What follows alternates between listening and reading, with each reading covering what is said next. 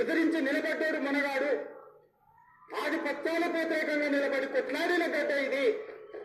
ఈ సంస్కృతిని మొత్తం సర్వనాశనం చేసి ఒక విష సంస్కృతిని నోటికొచ్చింది మాట్లాడి వాటిని పోస్టు చేయించి ఏం పైశాచిక ఆనందం అని నేను అడుగుతున్నా అధ్యక్ష.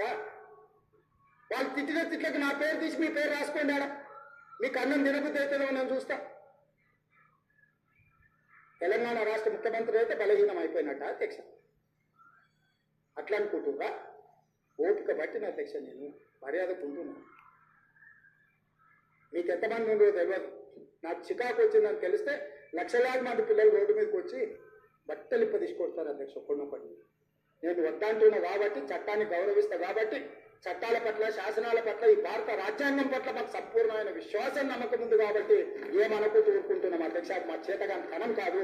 చంద్రశేఖరరావు గారు నీ పిల్లలకు చెప్పు, ఇది మంచిది కాదు, నువ్వు అనుకుంటున్నావేమో ఇట్లా ఏదో చేస్తే మానసికంగా కుంగదీసి దెబ్బతీసి రాజకీయంగా ప్రయోజనం పొందినామని నువ్వేమైనా కలలుగా అంటే నువ్వు అనుకుంటున్నావేమో. అట్లా కుదరదు చంద్రశేఖరరావు.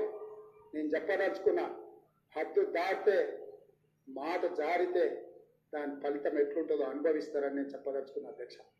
పదవి ఎంతకాలం ఉంటుందని కాదు, ఎట్లా ఉన్నామనే దాన్ని నేను లెక్క కడతా అధ్యక్ష.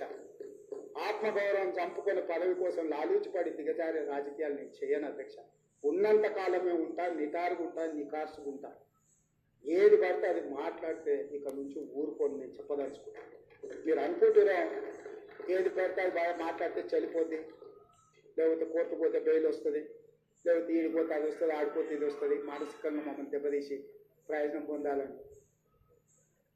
అవసరమైతే చట్టాన్ని సవరించే పని అని చేస్తాం. ఏం భాష అధ్యక్ష? ఒకసారి మీరు చూడండి అధ్యక్ష. ఆడపిల్లలు ఆ రకమైన భాషను వాడి ఆడపిల్లలే వాళ్ళ ప్లాట్ఫామ్లలో పోస్టింగ్ చేస్తే ఇది మంచిదా అధ్యక్ష? ఏం సాంప్రదాయం? తెలంగాణలో ఇట్లాంటి సాంప్రదాయం ఎప్పుడైనా ఉందా అధ్యక్ష? తెలంగాణ ఉద్యమ సందర్భంలో కూడా అంత పెద్ద ఎత్తున భావోద్వేగాలు ఉన్నప్పుడు కూడా ఇలాంటి భాషా ప్రయోగం జరగలేదు అధ్యక్ష. ఇది ఎక్కడి వింత పోకడలు, పైశాచిక ఆనందం అధ్యక్ష. వీటిని క్షమించే సమస్యనే లేదు అధ్యక్ష. నేను స్పష్టంగా చెప్పదలుచుకున్నా. చంద్రశేఖరరావు గారు వినండి, మీ పిల్లలకు బుద్ధి చెప్పండి. ఇలాంటి సాంప్రదాయం, సంస్కృతి భవిష్యత్ తరాలకు ఇవ్వదలుచుకోలేదు. దీన్ని ఇక్కడనే పాతరేయదలుచుకున్నా. ఉప్పు పాతరేస్తే ఇట్లాంటి సంస్కృతిని మీరు ప్రోత్సహిస్తే ఎవరిని వదలను. ప్రజాస్వామ్యయుతంగా ప్రతిపక్షంగా మీరు మాట్లాడండి, చెప్పండి, విమర్శించండి.